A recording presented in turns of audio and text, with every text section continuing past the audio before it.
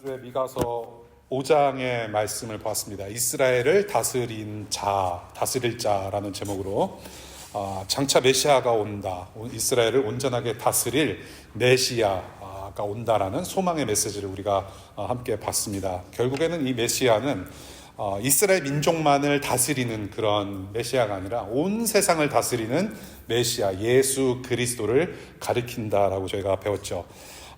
이스라엘 백성들은 이 미가의 말씀, 하나님의 말씀을 이제 들으면서 그래도 많이 불안했을 겁니다. 불확실한 미래를 바라보면서 자꾸 멸망한다는 소리는 듣고 정말로 불안한 마음으로 미가의 말을 들었을 거예요. 하나님의 말씀을 대신 들은 것인데 저희들도 2025년 이제 두 번째 주를 지납니다. 여전히 저와 여러분들은 불확실한 미래를 불안한 마음으로 바라보면서 살아가요. 내일조차도 어떤 일이 일어날지 모르는 그런 삶을 살아갈 때에 그래서 우리에게 가장 중요한 것은 무엇이냐 하면은 바로 우리의 왕 되시는 예수 그리스도 메시아를 굳건히 붙잡는 것이 그 무엇보다도 중요하다. 우리에게 어떤 일이 닥치는지는 사실 그다지 중요하진 않다라는 거. 우리에게 주신 말씀은 오직 예수 그리스도다라는 것을 우리가 지난주에 봤습니다. 오늘 6장 보면은요, 크게 세 가지 주제로 오늘 말씀이 구성되고 있습니다. 첫째는 하나님이 어떤 분이시고, 두 번째는 이 이스라엘 백성들이, 하나님의 백성들이 하나님 앞에서 어떤 죄를 범했는지, 그리고 세 번째는 하나님의 백성들에게 그래서 요구하시는 게 무엇인지, 하나님께서 원하시는 바가 무엇인지를 선포하고 있습니다. 하나님의 백성된 교회의 공동체로서 저와 여러분들이 주님 오시는 날까지 우리가 어떻게 살아야 되는지, 이번 한 주간 2025년 우리가 예수님 오시는 날까지 어떻게 살아야 되는지 오늘 주님의 말씀에 귀 기울이시기를 바라겠습니다. 먼저 1절부터 3절 볼게요. 1절부터 3절을 보면 하나님이 이스라엘을 고발하시는 내용입니다. 하나님이 이스라엘을 고발하신대요. 그래서 참 이 1절부터 3절까지가 굉장히 좀 재밌습니다. 좀 신기한 어떤 특징들이 있어요. 좀 아주 특이한 부분들이 있는데요. 먼저 1, 2절을 보면 하나님께서 산들에게 백성들을 소송하신다고 합니다. 그러니까 하나님이 누구한테 고발을 하시는데 산들한테 고발을 하신대요. 하나님께서 누구를 고발하시는 것 자체도 신기한데 사람이 아니라 산들에게 고발하신다는 말씀을 하세요. 왜 산일까라고 생각을 했을 때에 산은 움직이지 않지 않습니까? 움직이지 않아요. 움직이지 않고 항상 거기에 있어요. 그러니까 하나님께서 만드신 변치 않는 세상이 바로 역사의 증인이다. 그 역사의 증인임을 상징하는 표현으로서 산들에게 고발한다라고 말씀을 하시는 것 같아요. 그래서 세상아, 내 백성들이 하는 짓들을 이거 봐라. 세상아, 이게 너희가 증인이다. Look at them. What's happening there? 그 다음에 또 다른 특징이 있어요. 1절부터 3절까지 보면은 법정 용어들이 나옵니다. 법정 용어들이 나와요. 소송, 고발, 고소를 제기한다, 변론한다라는 그런 법정 용어를 자꾸 사용하시는데 왜 법정 용어를 사용하실까 했을 때에는 언약 때문에 그렇습니다. 언약, 약속, 법률적인 계약 관계에 있다라는 겁니다. 누가? 하나님과 백성들이.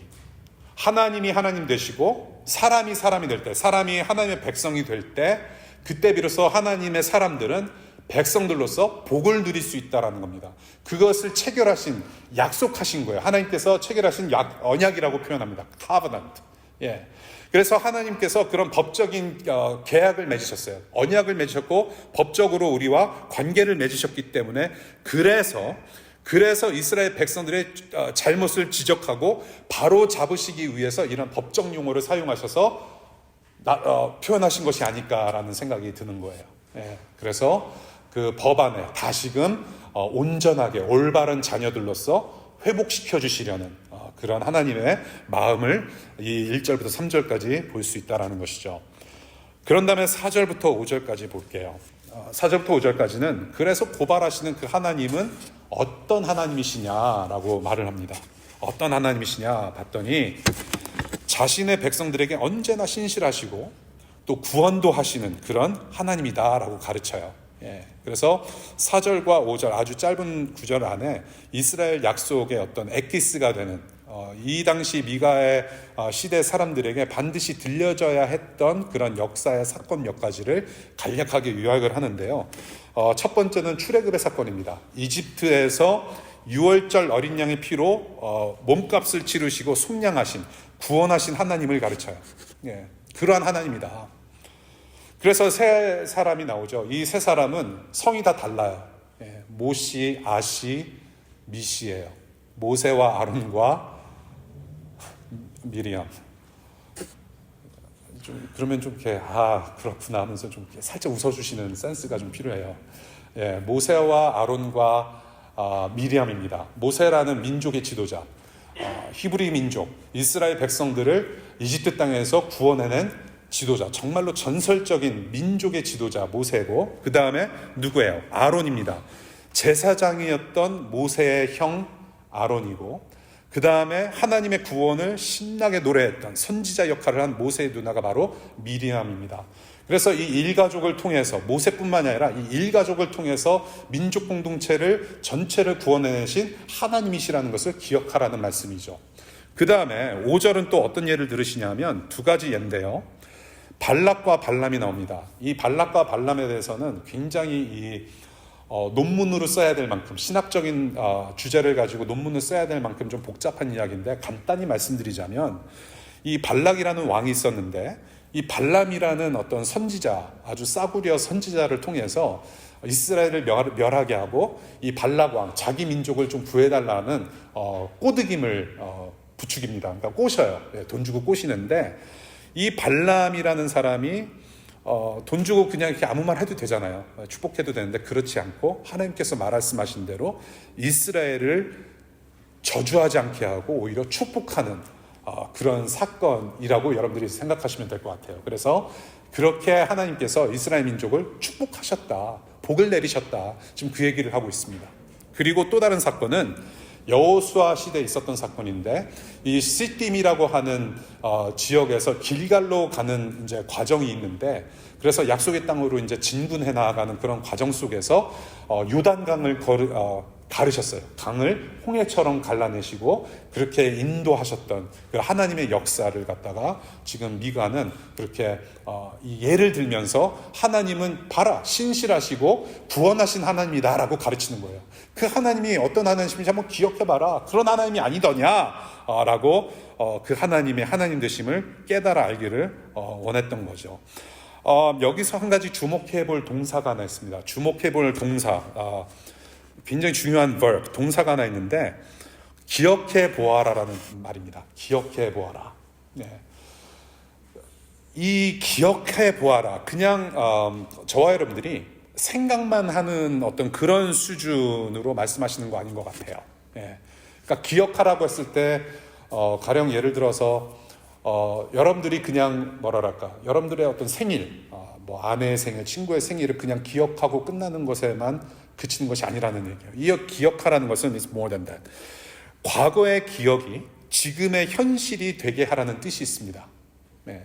그러니까 가령 예를 들어서 제가 몇 월 며칠이 생일인지 여러분들께 알려드리면은 그것을 기억해서 선물을 준비하라는 어떤 그런 것까지 연결이 돼야 되는 거예요. 네.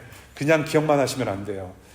그렇다고 해서 제가 지금 제 생년월일을 말씀을 드린다 한들 저한테 선물 보내실 분은 아무도 없을 것 같아요. 기억 못 하실 것 같아서. 자, 지금 여기서 기억하라는 말이 있어요. 이 기억하라. 누가복음 22장 19절 보면, 이것은 너희를 위하여 주는 내 몸이다. 이것을 행하여 나를 기억하여라 라고 주님께서 말씀하신 적이 있어요. 이렇게 말씀하시면서 성찬식에 대한 말씀을 하셨다라고 저희는 보는 것이죠. 예. 이 성찬식을 거행할 때 늘 나를 기억하면 좋겠다. 예. 나의 살을 뜯는 어떤 그것을 상징하는 떡, 나의 피를 상징하는 잔을 받으면서 기억하라, remember라고 했을 때 그냥 예수님을 그냥 생각만 하고 떠올리는 어떤 그런 수준으로 그치지 말라는 얘기예요. 예수님께서 기억하라고 하신 말씀은 주님의 몸을 기리는 떡을 나누어 먹음으로 해서, 잔을 나누어 마심으로 해서 그 예수님의 피와 살에 합당한 삶을 살으라는 말씀이에요. 예. 그것을 갖다가 기억하라고 하셨던 것 같아요. 그와 마찬가지로 오늘 지금 이 말씀도 이러한 하나님을 기억하라라고 했을 때는 그 하나님의 성품에 맞게 하나님의 존재에 합당하게 살으라는 말입니다. 그냥 하나님이 어떤 하나님이셨는지의 어떤 과거의 역사만을 생각해내는 그런 수준이 아니라 그 하나님이 지금도 함께 하시기 때문에 그러한 삶을 살으라고 하는 현재 진행형으로 기억하라는 말씀을 하시는 거죠. 예. 우리가 2014년 하면 아주 큰 사건이 하나 있었죠. 예, 우리가 잊어서는 안 될, 반드시 기억해야 될 사건이 4월에 터졌어요. 그것이 뭐냐면 세월호 사건입니다. 예, 세월호 사건. 저는 미국에서 그때 금요일 밤이었는데 금요일 밤인가 아마 그랬을 거예요. 성경 공부 DC에서 하고 집에 오는 길에 눈비가 내렸어요. 눈비가 아주 심하게 내렸는데 그 눈비가 미국에서 이 지역에 내리는 그 순간에 수백 명의 학생들이 계속해서 물에 가라앉는 그런 상황이었었죠. 저는 아직도 기억해요. 그래서 그때 세월호가 일어난 시기가 언제였냐면 2014년 부활절 주일이었습니다. 그때가 우리 교회 처음이자 마지막 부활절 예배였고 그 이후로는 부활절 예배를 드리지 못했어요. 과연 부활이란 무엇인가? 수백 명이 수장당하는 상황 속에서 과연 예수 그리스도의 부활은 어떤 의미가 있는가라는 고민을 아직도 하고 있어요. 아직도 하고 있는데 아무튼 그때 세월호 사건이 일어나고 나서 우리가 노란 리본을 우리가 메고 우리가 기억합니다.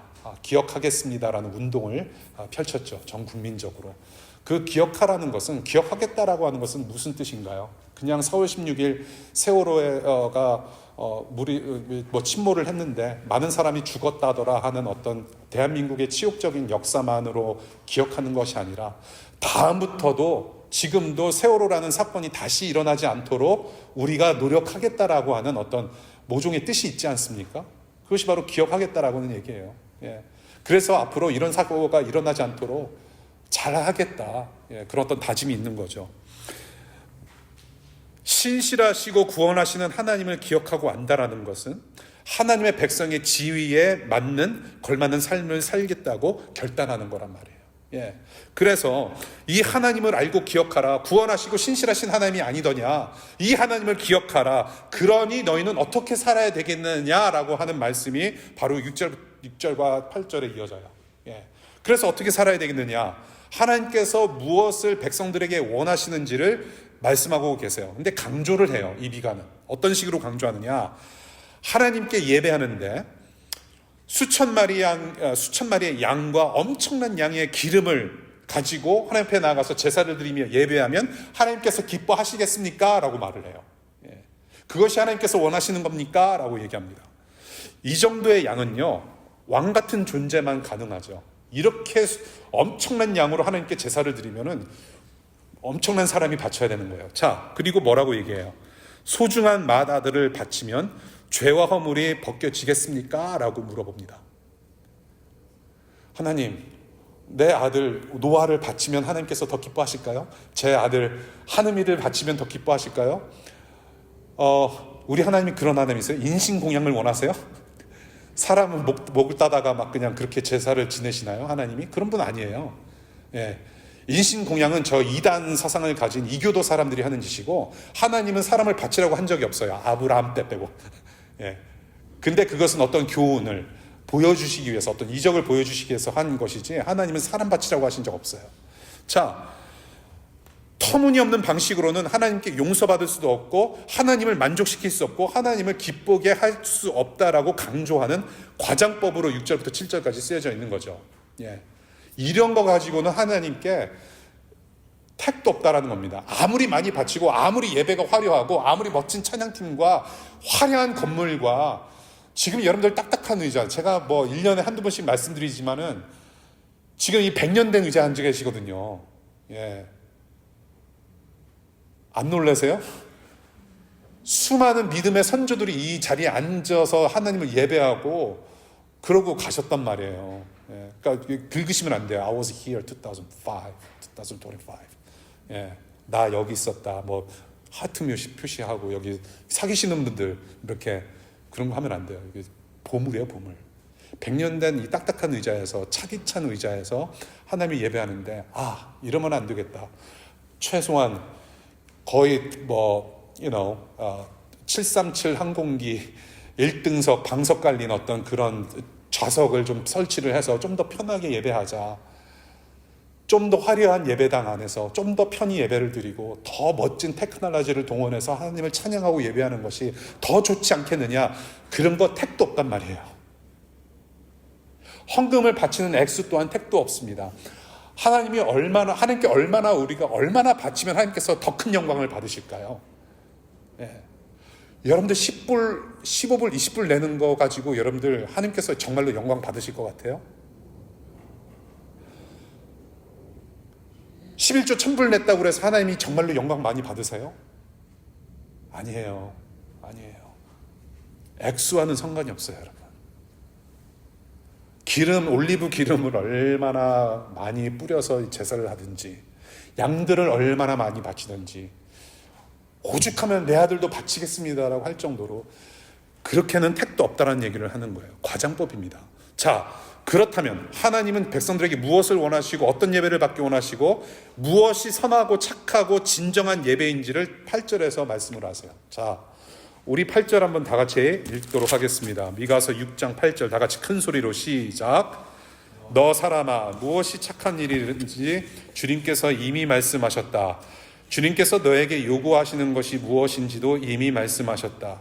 오로지 공의를 실천하며 인자를 사랑하며 겸손히 내 하나님과 함께 행하는 것이 아니냐라고 말씀하셨어요.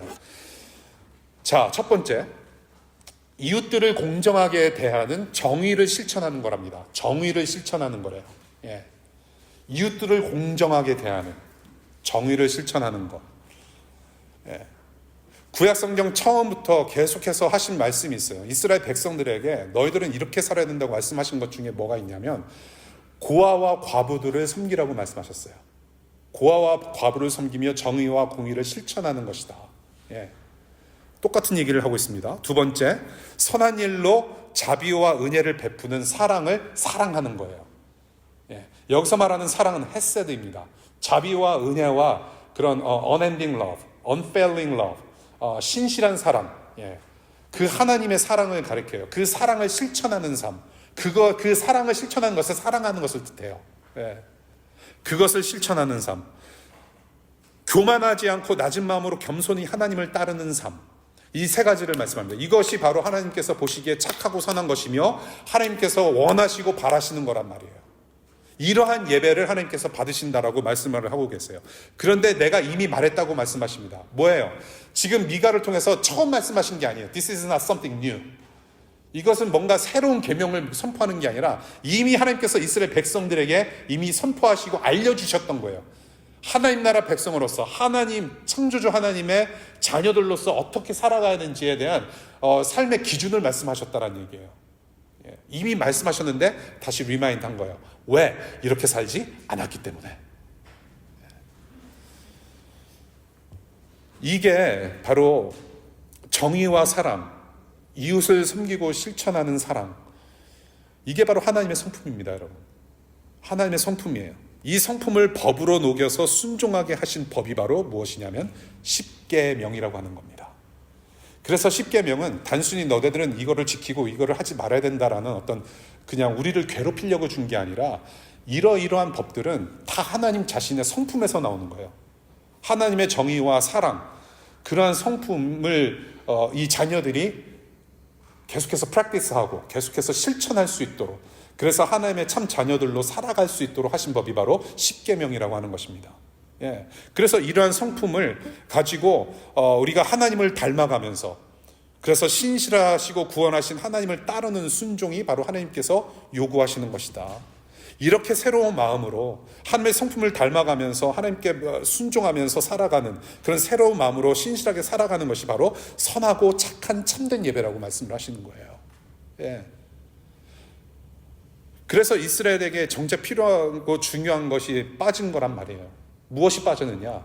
바로 뭐가 빠져요? 마음이라는 것이 빠진 거예요. 마음이라는 것이. 네.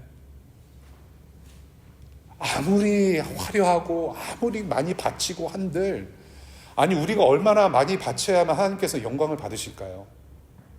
하나님이 뭔가 부족하세요?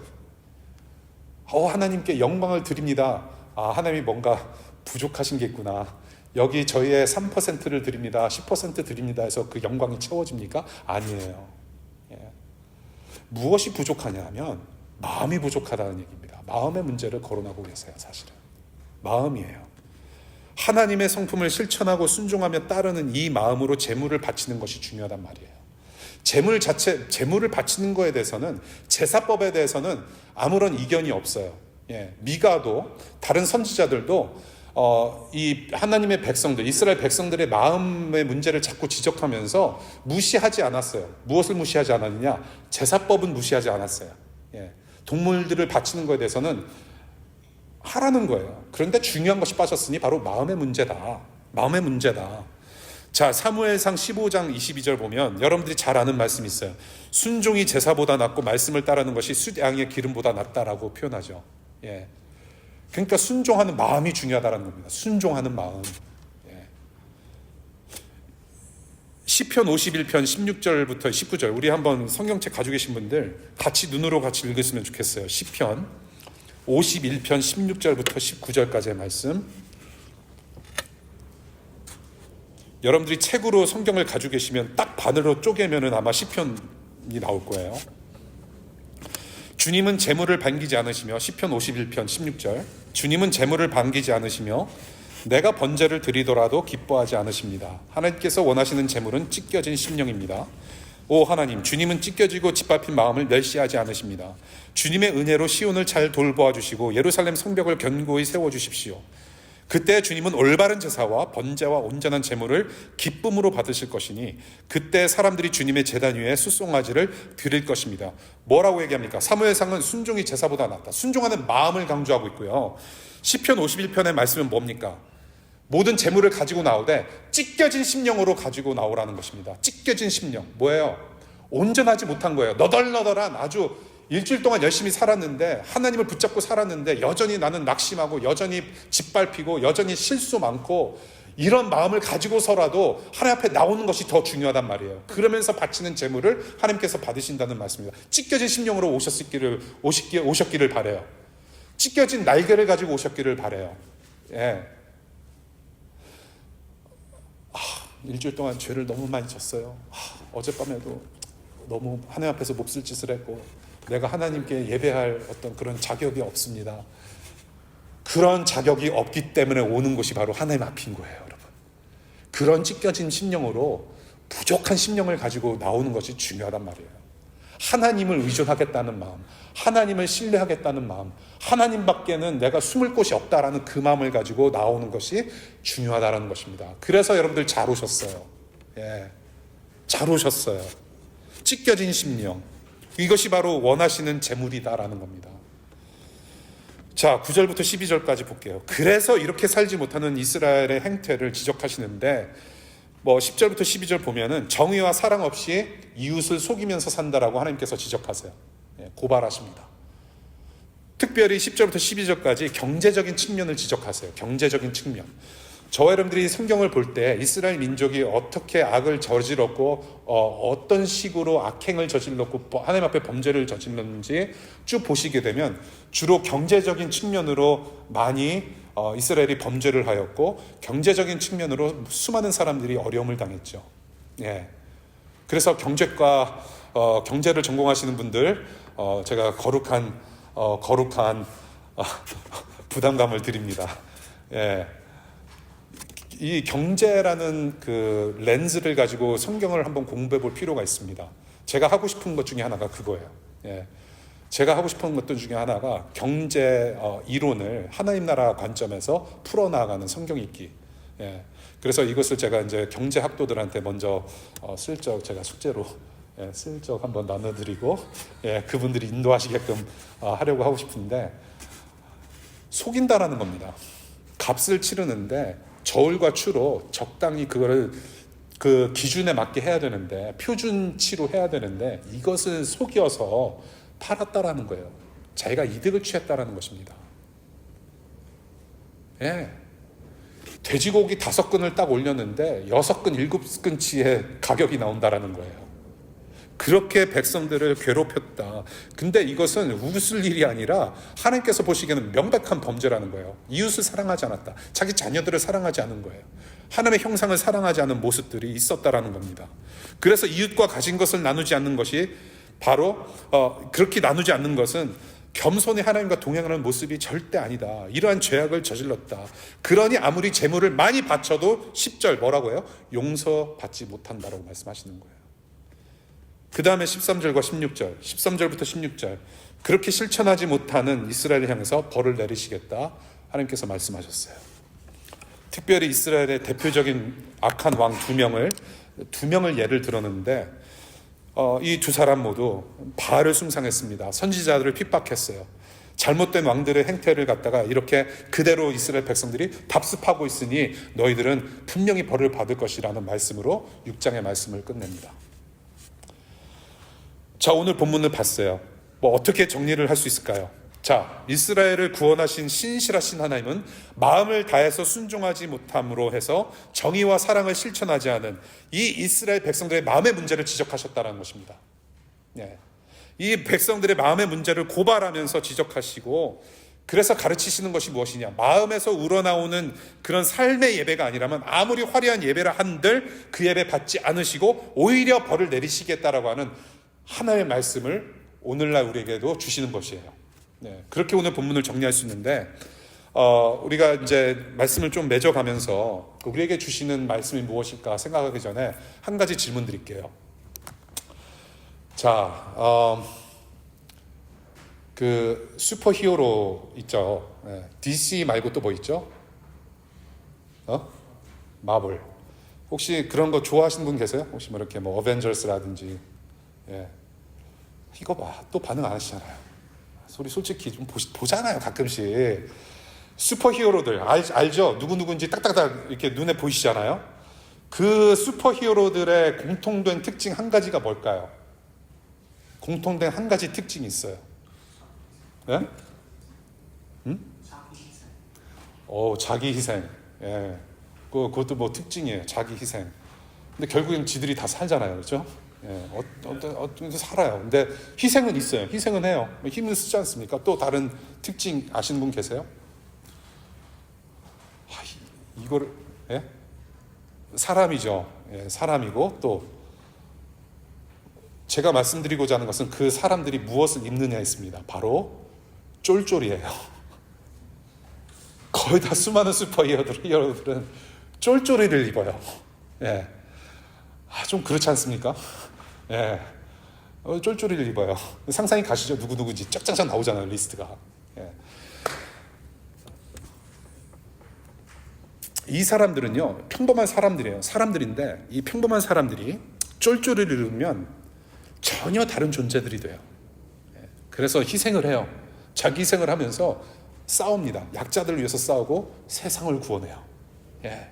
그것이 이 쫄쫄이 입은 자들이 하는 일이에요. 그런데 성경은요, 우리를 슈퍼히어로라고 불러요. 예.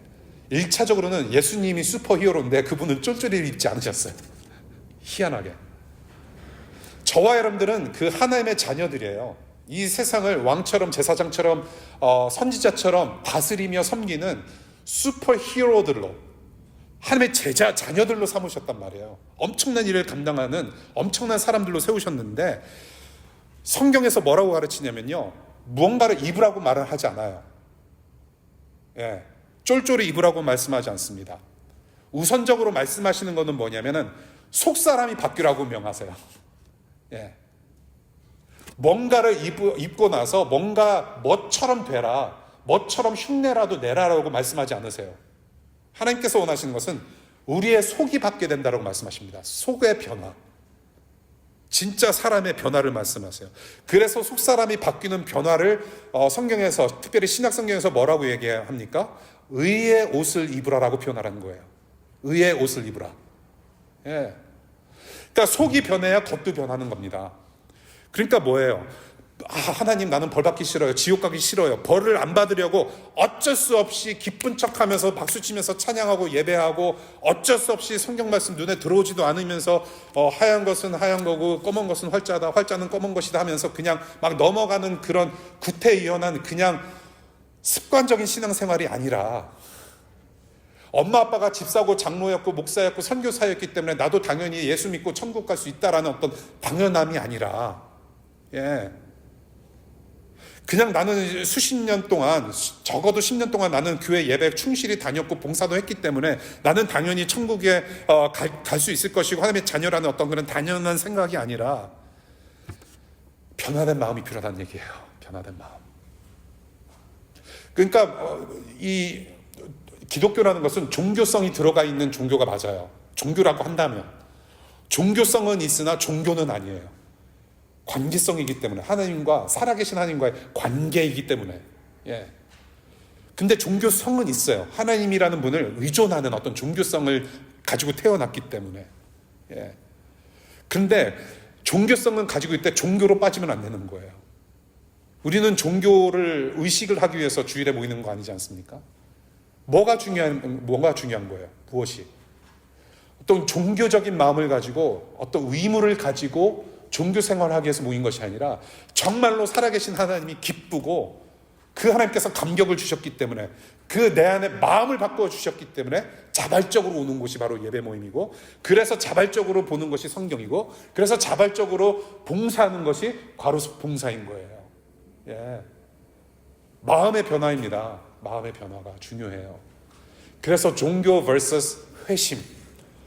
정말로 이 시대 교회, 한국 교회나 미국 교회나 지금 얼럿합니다. 굉장히 심각한 수준인데 종교로 따지자면은 그냥 포교 활동해가지고 수많은 사람들 교회 안으로 모이고 해서 야 우리 기독교 인구는 이만큼이고 전 세계 기독교 인구의 퍼센테이지를 봐라 얼마나 많은지 자랑할 수준으로 그런 종교 생활하면 안 된다라는 말씀이에요. 종교성을 가지고 우리가 사람 모으는데 급급해서는 되는 게 아니고 문제는 뭐냐면 정말로 하나님을 하나님으로 모시는 예수 그리스도를 주인으로 모시는 하나님의 자녀가 과연 얼마나 되는지 그러한 마음이 있는지 회심이 더 중요하다는 말입니다. 회심, 마음을 돌이키는 거예요. 마음을 돌이키는 거. 여러분들 정말 잘 오셨어요. 마음 잘 오셨어요. 마음이 어떠했던지 간에 여러분들 잘 오셨고요. 오늘 이 교회 예배당 안에서 선포되는 이 예수님이라는 분을 만나시고 또 만나신 분들은 계속해서 그 예수님을 닮아가도록 노력하실 수 있기를 바라요. 마음이 바뀌면 영원한 예배자가 되고요. 마음이 바뀌지 않으면 썬데이 종교인으로 머물 수밖에 없는 겁니다. 이 마음이 바뀌는 영원한 예배자, 하나님의 자녀가 되는 것이 바로 하나님께서 원하시는 것이다. 그래서 어떻게 하면 과연 선하고 착하게 마음이 바뀔 수 있을까? 마음이 어떻게 우리가 바뀔 수 있을까? 지금 32분 남았는데 8분 안에 끝내겠습니다. 오늘 설교 짧아요. 왜냐면 아주 맛있는 밥이 있기 때문에. 그러나 여러분들이 더 원하시면 20분도 더 할 수 있어요. 어떻게 하면 마음이 바뀔까요? 제가 청년 사역을 20년 넘게 하면서 가끔 가다가, 물론 가끔은 아니에요. 대부분 정신 못 차리는 청년들을 많이 만나요. 근데 아주 정신을 못 차리는 친구들 중에 그래도 좀 알만한 친구들한테는 이렇게 슬쩍 얘기를 해요. 너는 조금 더 바닥을 좀 더 쳐도 좋겠다. 고생 좀 더 해야 되겠다, 너는. 그러니까 그렇게 말을 해서 상처가 받을 친구면 얘기를 안 해요. 상처받지 않고 그 말의 뉘앙스를 아는 친구들한테는 얘기를 해줘요. 좀 더 굴러라. 그래야 네가 정신을 좀 차릴 것 같다라고 얘기를 해요. 마음이 바뀌는 거. 그래서 이제 그런 친구들한테 이제 뭐 장난 삼아서 얘기를 해요. 기도원에 한 일주일 동안 금식기도 갔다 와라. 문은 내가 밖에서 잠가줄 테니까 내가 열어줄 때까지 오직 하나님만 울부짖다 와라. 저기 은혜의 동산이라는 기도원이 있고 저기 안나산 기도원이라는 데 있으니까 자물쇠는 내가 준비할 테니까 너는 그냥 맨몸으로 가라. 그런 얘기를 해요. 오로지 하나님만 찾을 수밖에 없는 상황. 클로락스를 마음에 붓고서 그냥 수세미로 빡빡 문지를 때까지. 사실은 우리의 노력으로는 그렇게 되질 않아요. 우리의 마음을 바꾸는 것은 하나님 믿습니다. 어떤 각오가 우리의 마음을 바꾸지 않아요. 무엇으로 우리가 착한 마음, 선한 마음, 하나님께서 원하시는 마음으로 바꿀 수 있느냐면 그 바뀌어진 마음의 원인은 바로 하나님께서 먼저 착하고 선한 일을 하셨기 때문에 그래요. 먼저 선하고 착하신 하나님께서 선하고 착하신 일을 우리한테 먼저 하셨기 때문에 그래요. 우리가 먼저 하나님을 사랑하고 착하고 선한 일을 먼저 해서 마음이 바뀌는 것이 아니란 말이죠. 우리의 행동으로는 절대로 불가능합니다. 여러분들 누가 가장 선합니까? 누가 가장 착해요? 인류 역사상 가장 착한 분이 누구셨어요? 저예요? 좀 서운해요. 그래도 목사님, 맞아요. 예수님이 인류 역사상 가장 착하셨고 하나님이라는 분이 인류 역사상 가장 선하신 분이에요. 선함과 착함은 누구에게로부터 옵니까? 선함이라는 것이 누구에게로부터 와요? 선하신 하나님으로부터 오는 거예요. 그러니까 뭡니까? 선하시고 착하신 하나님께서 먼저 우리를 선하고 착하게 좋은 일을 행하셨기 때문에 우리가 선하고 착하게 살 수 있는 거예요.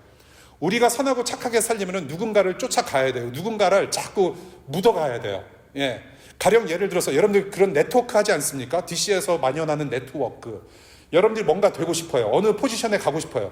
그러면 그 포지션을 가지신 분들이 가는 곳마다 여러분들이 네트워크를 하러 가지 않습니까? 저녁을 먹든지 뭐 한잔하러 가든지. 예. 자꾸 그 사람들하고 어울리고 싶어 하잖아요. 그와 마찬가지하지 않습니까? 여러분들 가령 예를 들어서 여러분들이 뭐 변호사가 되고 싶어요. 그럼 변호사 선배들을 자꾸 만나고 싶어 하지 않아요? 자꾸 조언 듣고 싶고 바이그쌤 어떻게 패스했는지 자꾸 조언 듣고 싶고 그러지 않나요? 내가 많이 힌트를 줬는데 안 하는가 보네. 누구를 닮고 싶으면 자꾸 그 사람들을 만나고 싶어 한단 말이에요. 묻어가면 되는 거예요. 언젠가는 착하고 선하신 하나님께 묻어가면 되는 거예요, 여러분. 그게 밖에 없어요. 근데 그것을 하나님께서 하고 계세요. 자, 하나님께서 하신 착하고 선한 일이 무엇인가? 바로 예수 그리스도를 저와 여러분들에게 보내주셨다는 사실입니다. 그것이 바로 하나님께서 최고로 선하시고 최고로 착한 일을 하신 거예요. 예. 자기의 맏아들을 주셨습니다. 오늘 본문에 맏아들을 바치면 하나님께서 기뻐하시겠습니까? 미가가 선포한 그 말씀에 하나님께서 응답하셨어요. 자, here's my son. 내 아들 여기 있어. 수천 번 양을 수천 마리, 그 수십만 마리를 바친들 그것으로는 나의 마음을 흡족할 수 없지만 이제는 완전한 제사인 제사 제물이 되는 희생 제물이 되는 예수 그리스도 내 아들을 내가 너한테 주노라. 가장 착한 일 하셨어요. 가장 선한 일을 하셨어요. 그 착하심과 선하심이 바로 저와 여러분들을 살려내신 것이고 하나님의 자녀로 만드신 것이고 영원한 생명을 주셨다라는 사실입니다, 여러분. 예. 13절 그러므로 내가 너희에게 견디기 어려운 형벌을 내린다. 너희가 망하는 것은 너희가 지은 죄 때문이다. 그래서 견디기 어려운 형벌을 누가 받으셨어요? 미가가 받았습니까? 그 당시 이스라엘 백성들이 받았습니까? 바벨론 포로기에 있던 사람들 택도 없어요. 그것은 사실은 사치입니다. 예수 그리스도께서 죽으신 그 희생의 그런 제물 되심은 ultimate, 최종적이고 최후임 가장 큰 제사였고 가장 큰 죽음이었고 가장 큰 어려운 형벌이었다는 거예요. 우리의 죄 때문에 누가 대신 이 견디기 어려운 형벌을 받았느냐? 바로 예수 그리스도라는 말씀입니다. 수천 마리 송아지들과 양들과 수만의 강줄기를 채울 만한 엄청난 기름보다도 더 귀한 맏아들 예수 그리스도 독생자를 십자가에 못 박혀 죽게 하시고 최종적인 죄 용서를 위해서 희생제물을 하게 하신 그 하나님, 그 하나님이 저와 여러분들에게 지금도 선한 일을 하고 계시고 착한 일을 행하고 계시고 그 예수님을 그래서 우리에게 심어주시고 예수 그리스도로 살게끔 해주셨다라는 이 복음의 말씀을 들으실 수 있기를 바랍니다. 진짜 재물, 너희들이 바칠 수 있는 진짜 재물을 내가 여기 준다. 그 예수님, 정의와 사랑을 사셨던 분이에요. 참으로 겸손하게 하나님과 동행하는 삶을 살아내신 예수님입니다. 오늘 하나님께서 무엇을 원하시는지 무엇을 원하시는지 오늘 6장 8절의 말씀을 그대로 성취하시고 그대로 보여주신 분이 바로 예수 그리스도세요. 이 예수를 믿는 믿음 안에서 우리는 예수님을 닮아가요. 묻어가야 됩니다. 존재가 변하니까 삶의 모습도 변할 수밖에 없어요. 이 예수님이라는 분 때문에 우리가 착한 일을 할 수 있고 선한 일을 할 수 있고 우리가 자발적인 마음으로 기쁘게 할 수 있는 것이죠. 그래서 우리는 일요일만 교회를 다니는 수준의 그런 사람들이 아니라 24/7 하나님께서 원하시고 하나님께서 기뻐하실 만한 자녀들로 우리는 살아가는 예배자가 된다는 것입니다. 주일 예배도 물론 중요해요. 오십시오. 훈련 받으셔야 돼요. 일주일에 한 번씩 정말로 예수 그리스도를 마음 놓고 찬양할 수 있는 시간이 이 시간이지 않습니까? 여러분들 언제 목 놓아 찬양하시겠습니까? 여러분 노래방 가서 찬송가 안 부르잖아요. 노래방 가서 여러분들 부르고 싶은 노래 부르지 찬송가를 목 놓아서 부르면서 기뻐하는 사람 없잖아요. 얼마나 좋아요. 주님께서 허락하신 예배당 안에서 마음 놓고 우리 예수님을 찬양하고, 저 오늘 오면서도 그랬어요. 정말로 가슴에 감격이 있었던 게, 내가 언제 이렇게 예수님을 큰 소리로 찬양해 보나. 예. 집에서는 큰 소리는 쳐요, 애들한테. 아주 나빠. 큰 소리는 치는데 큰 소리는 찬양을 못해. 예. 얼마나 복된 시간입니까? 말씀을 듣고, 말씀에서 우리가 하나가 되고, 또 밥도 먹고, 예. 훈련이에요. 일주일에 한 번씩 함께 공동체, 우리 교회 가족들끼리 모여서 함께 예배하면서 즐거워하는 이 시간이 훈련입니다, 여러분. 여기서 끝나는 것이 아니라 우리가 일상에서, 가정에서 24/7 예배자로 하나님께서 원하시는 예수가 묻어있는 삶의 예배로 우리가 하나님 앞에 예배를 드리시는 저와 여러분들 되실 수 있기를 간절히 바랍니다. 한 가지만 더 말씀을 드리자면, 1분 지났는데 이 예수님께 정말로 집중하는 우리 교회였으면 좋겠어요. 우리 주님께서 여러분들의 본질이 되었으면 좋겠습니다. 여러분들, 우리가 항상 문제가 많은 것이 자꾸 문제에 집중하다 보니까 자꾸 문제를 낳아요. 예. 우리가 자꾸 눈에 보이는 문제에 집중하다 보면은 본질을 잃어버릴 수가 많아요. 예. 본질을 잃어버립니다. 우리는 예수라는 본질을 붙잡고 가야만 이번 한 해도 정말로 우리가 잘 살 수 있습니다. 예. 이 본질을 우리가 놓치지 않고 우리의 삶의 목표, 정말로 선하신 일을 지금도 우리 안에 마치시는 그 예수 그리스도를 본질과 목표로 삼으시고 여러분들의 삶이 간증이 될 수 있기를 바라요. 예. 너무나도 아쉽게 말씀을 마치려고 하는데 to be continued. 다음 주에 또 우리가 미가서 7장을 마무리하면서 이 미가서를 통해서 우리에게 주시는 말씀, 우리 교회에게 주시는 말씀이 무엇인지 조금 더 우리가 더 많이 나누고 미가서를 마치면 좋겠습니다. 우리 함께 기도할까요? 우리 잠시 기도할 때에 나의 착한 일이 아니라